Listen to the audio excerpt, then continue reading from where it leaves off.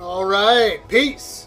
Camera went dead during take two. Take one just burbled along, so we'll just try to get right to the point. Quick update: September 14th.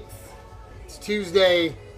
Running around real quick, show you what I got going, and then we'll sit down and get into it. This might be a 10, 12, 15 minute long video, so hang with me because I do have some interesting stuff for you here inside. Walk you around, show you what we had going. First over here with the Yamadog cart. This is our, I believe it's a TS Hurricane. I believe it's a Ted Swantek cart, which was the guy that built my shifter cart as well. What we're doing, Ed took this, disconnected all this here, right, and we're going to cut these off. We're going to remove these and end up moving that block instead of in front of the axle, just up to the axle. And why are we doing that? Because we're going to notch this tube here and fit it in here. Notch, welded in. And we're going to make a, we're going to move the master cylinders to here, just like we've got here. Okay, see how you've got master cylinder, brake, gas, brass, you know, everything. We did this before. You see we're on this piece of square tubing here, but this is my cart. So although there is another set of holes here for it's never going to change, okay? It's my car. So we don't have to worry about adjusting things. But the deal with me and Richard is headrest position, steering wheel, you know, seat, we're pretty much the same there. But the legs, his legs are 2 inches shorter than mine. So we have to be able to move the pedals quickly. We intend, God willing, if we make it to Daytona, we're going to take this down here with the Hemingway Yamaha, rebuilt Hemingway Yamaha on it. We're, God willing, again, we'll get it broke in at Grattan in October. And we'll take it down and we'll each tag team this thing. We'll each take a turn and run the Yamaha pipe with it and join that big 50, 60, whatever cart challenge they did last year. And it should just be good fun, right? So after we get this mounted in, I'm going to make a sub-assembly that goes over top of it, right?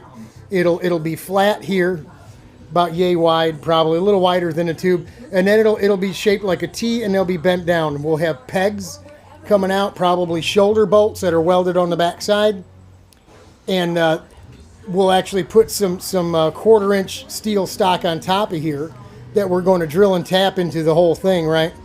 And this sub-assembly will have the caliper mount on it, welded to it, the pedal mounts, throttle cable, everything will be on here just like this, but that whole apparatus is going to slide. Pedals, brake caliper, or master cylinders and everything will slide, and we can pin it, bolt it, whatever we need to do, but it'll be quickly adjustable. There will be no changing brake rod lengths, no moving pedals from holes to holes, shit like that. There will be none of that. We did this on the old T-car, right? The old Emic T-car we had set up this way, and it was really, really nice. We could put, even the steering the height was adjustable up and down quick, just like the four-banger, right? It was actually just like my cart. It was a two-piece deal. Right down in here, you got the tube that's welded to the chassis, the crossbar, and then this tube goes inside it, and it's pinned. So all you got to do is remove the pin, loosen the nut, you spin the nut bar, and the steering will go up and down. You put the pin back in, bing, bang, boom, real quick. Now this one's already set up this way. So what we could do is, if this nut bar isn't tall enough, we can make a new nut bar that's a little taller, and the same process goes on. Now I don't think me and Richard are going to have any problem with having the need to raise or lower steering wheel. Just move the pedals. And moving the master cylinders with the pedal assembly and the throttle cable hold down. It's a nice little package. It's almost like having the sliding seat in your car, except the pedals and brakes are going to slide and be pinned. Real quick, real easy to change. Literally, I could go out and run it in practice, come in, and the next group practice, it'll already be ready for him, and he can just jump in and go, and he can get his feet wet too. So real nice. That's what we're working on. Obviously, I had to remove this stuff so we can notch the tube and get it welded all the way around, which is not a big deal. We'll just go ahead and like I said, put that block just right. You know, we can move it back a little bit, and just lower it right down. It didn't need to be way out there anyway. And we're gonna, we're also getting rid of, we don't run steering speed like this, folks. You know that. We put those tie rods right up next to that steering shaft, man. We get them right up there, right? So our speed is gonna be here, way up here instead of way down there. Real slow, especially at high speed. If the steering wheel moves at all, the car don't start darting around everywhere, That's just how we like it. So we're gonna change all that up and get this going. That's what I'm working on with this car here. With this one, we have the motor off, right? Last video you saw us running this thing. Actually running it. Actually, I don't think I got you any helmet cam in April of this year because I had the new helmet and I didn't put the mount on it. We put the camera mount up on here, and we drilled a hole to tether the camera, and obviously it didn't stick. It came right off. We haven't had any luck cameras on the cart because there's too much vibration. So didn't get you any video, but when we were done running in April, I did get you video, and I kept telling you, car's super fast, car's super fast. The motor's fast. So why did we take the motor off? Well, that's where we're going to sit back down, and that's where this part of the video is going to take a little time. Here's Big Carb, right? Big Carb was on the RV-XX in the house, right? Well, RV-XX is no longer in the house. It's off getting modified, and that's where we're going to spend some time talking about the place I picked to do the work. Was not my first choice, was not my second, third, fourth, or probably even fifth choice.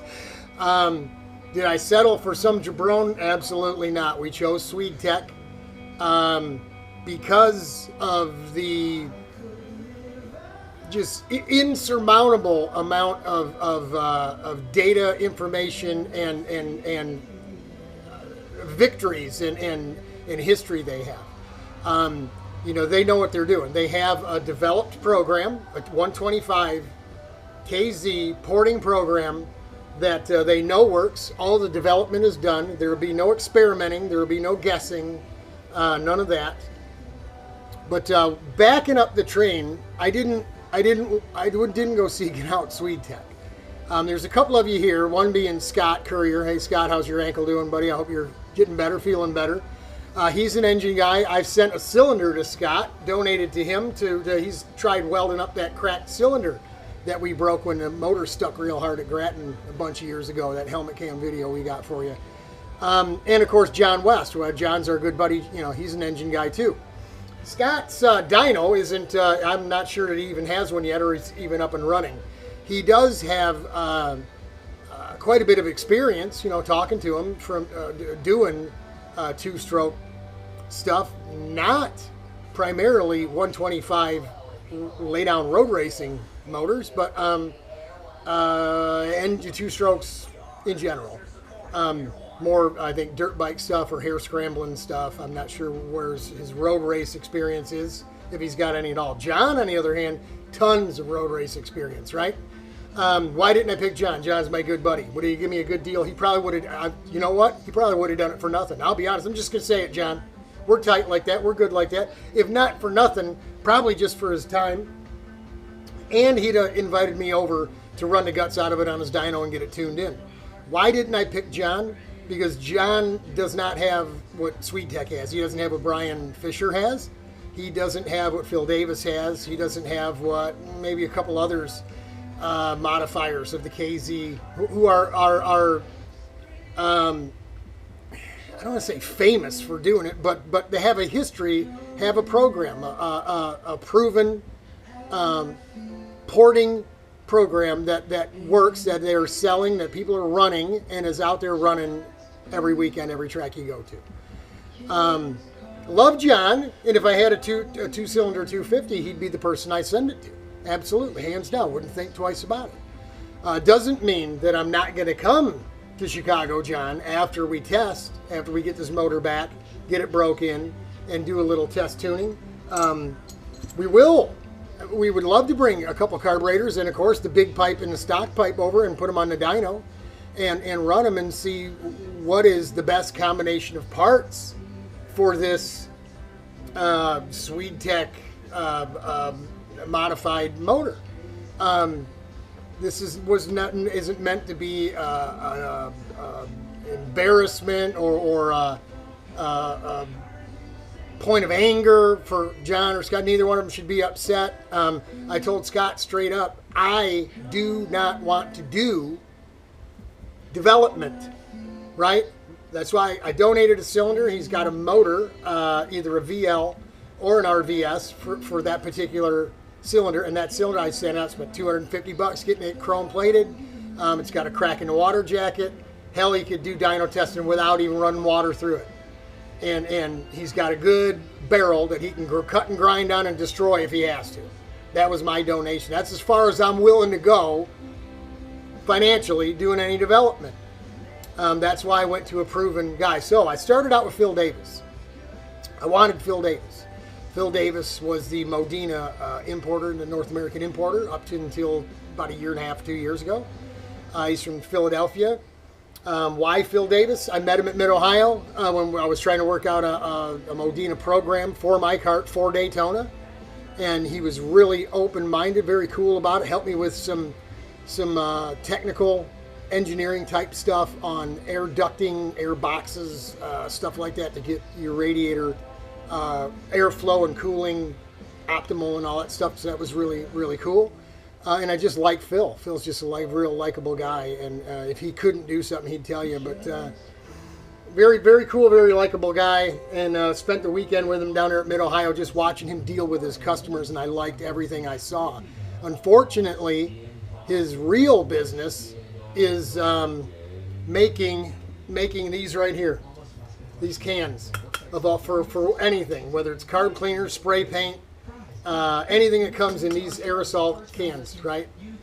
His father developed a machine that stamps out the top, it stamps out the bottom, it rolls up the thing, and I think it even assembles the whole darn thing. And they're the only ones that do this. They're the only ones that his dad handed this business down to him. Him and his son are doing it now. They took off after that race at Mid-Ohio and had to go to Mexico to solve some big production problems down there, and he's been just taking care of his family and his business with this bug thing and all that stuff, making sure that their livelihood is taken care of. So something had to suffer. The go-karts were the thing, and he said he was going to take some time off, gave up the Modena import ship and or dealership, distributorship, and so he's out. He is so far out that he's not even responding to email or phone messages anymore. So the next best thing was Brian Fisher. Brian, I don't know the ins and outs to this. I know Brian worked with Phil. I don't know if Phil tutored or taught him, but he cut his teeth. He got into the shop modifying engine thing with and I believe under or next to Phil. So when Brian moved to Texas, he moved from Virginia. He was a Woodbridge guy. Phil was a Woodbridge guy. So that's where Brian's experience came from. And we know all about, Brian's reputation is stellar. I got a hold of him. He did a crank for me. He actually did the crank in the RVS. And when I asked him about modifying my RVXX, he said it's an old homologation. And he just didn't sound too interested in it. And I said, listen, it's a laydown. It's not a sprint cart. You don't have to worry about, how your reputation will be tarnished by this old homologation not being able to run with the group of Modenas that you build or TMs that you don't build or whatever. But I even tried to talk to him send him messages through Joe Havorka. His buddy Joe even climbed in there a few times and tried, and we got so close as to playing phone tag, but we never did get back in touch with one another. So I think Brian just doesn't want his name on that motor because it isn't the newest, latest, greatest thing, and it wouldn't benefit him if it didn't win down there, or if for some reason I got filled with sour grapes and wanted to poo-poo the guy. I guess, no harm, no foul if you don't touch it. If you don't touch it, It's not a problem. It's not my problem, right? It's not a problem because it's not my problem, or however you want to state it. But so we moved on from there. I called Darcy DeCoste, did my RS 125, did me really, really well. Financially, he did great work. Everything he said to do, he sent great notes that I still use today. Even on the KZ stuff. Super bright guy, very well versed with the two-stroke, especially the 125. I called him, and when I told him what I had for a Vortex, him being at one time the importer of the Vortex, the West Coast importer, his exact words were, "Why don't you just buy a TM?" Because he's a TM guy now. But the RVXX is the horse I'm riding in on. That's the ride we have. That's what we have to work with. He just didn't sound too excited about doing it. He never really told me no, but he was making it real difficult for me to continue talking to him about it, you know? So I was like, okay. I also been in touch with, before some of these guys, Mike Manning out in California. Stellar. Everybody knows who Mike Manning is, right? I mean, his cart's been winning, motor's been winning races since I was, since Moby Dick was a minnow, since I was just a little guy, right? A twinkle in Dad's eye kind of thing. I mean, a long time. Mike's been at it a long time, and he said, thanks. I'm flattered, but 125s and shifters are not my area. So thanks to Mike for just at least being honest, and saying no, I don't even want to take a shot at it. So eventually I tried to get hold of Speed Lab in Florida. And couldn't raise them for nothing, Facebook or anything. I got a hold of Allison Racing Engines because they're doing a lot of Vortex tag stuff. The Rock motor, the Rock shifter is an RVXX, basically, with a chrome bore and maybe some down a smaller intake or reed cage. I'm not exactly sure the exact differences. It doesn't make quite as much horsepower as the KZ engine, but they're identical. The gearbox, parts, cranks, everything's interchangeable, other than cylinder and piston and ring and what have you. So they told me the same thing Mike Manning did. That's not our forte. That's not what we do. So I appreciate that. So I contacted Rennie.